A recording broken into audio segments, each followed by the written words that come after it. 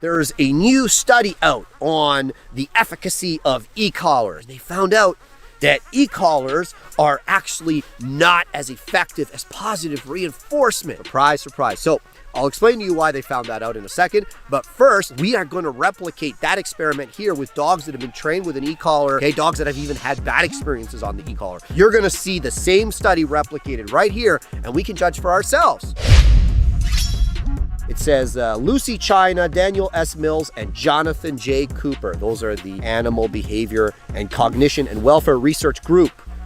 There you go. So that tells you a little bit about their bias already. There's this huge push by the animal rights activists, completely ban any kind of training that involves the application of compulsion. And e-collars are low-hanging fruit. Oh my God, it's a collar and it shocks the dog. It's terrible, right? So this study was done by people that, let's say, have a vested interest in proving something. There's been some good studies on e-collars, but this isn't one of them. They focused on the dog's response to two commands: come, recall to the trainer; sit, which means put your butt on the ground. These were the two most common commands used during the training with improving recall. This is where it gets important. Control 2, the independent, positive-only trainers, or I should say positive-focused trainers, achieved significantly better responses to both sit and come commands after a single instruction in the allocated time. These dogs also had shorter response latencies, meant they were faster than the e-collar group. So basically they're saying that they were faster, they disobeyed less, and it was more effective. But basically what it amounts to was they received less than 2 hours of training time. I don't know anyone that e-collar trains a dog in 2 hours. Now, I guarantee you they did this either in like an empty building,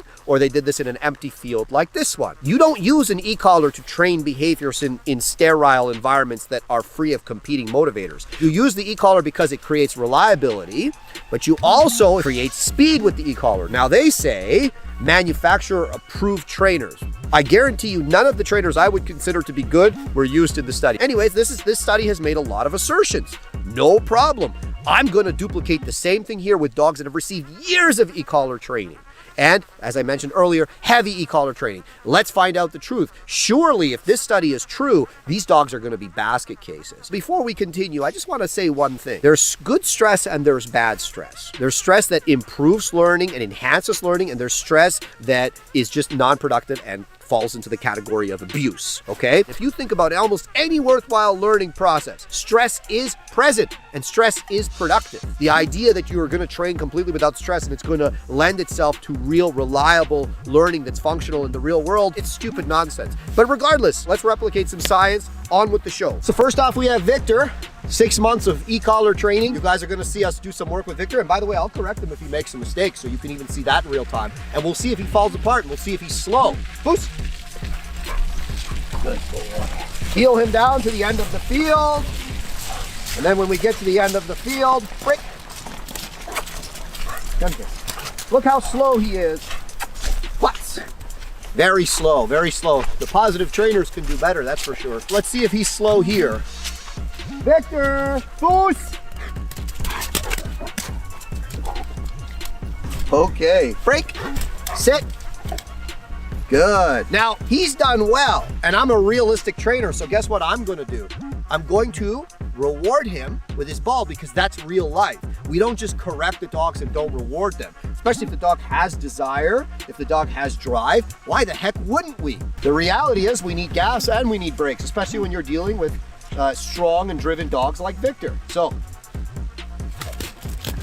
there he goes and he gets his ball. Victor! Butts! Out! Chip! Out! Good. Beat that.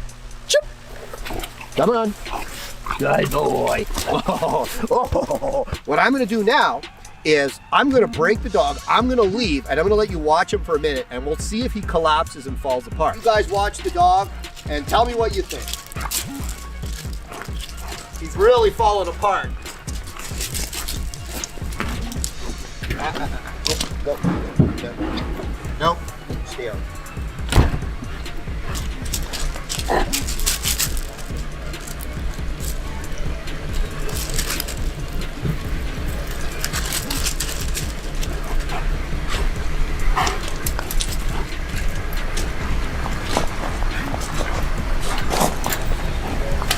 What do you look like, Dan?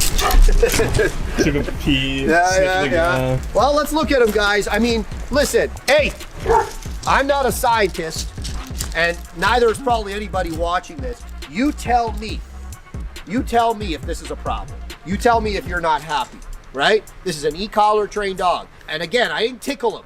Big e-collar training with this dog. Is it the only thing I did? Absolutely not. Real life. Putts! Break. If you like the content that we provide here for free on our YouTube channel, feel free to sign up from anywhere in the world for any of our online courses. We have courses on how to train adult dogs, how to train puppies, how to train sport dogs. If you have a problem with a reactive dog, we can help you with that as well.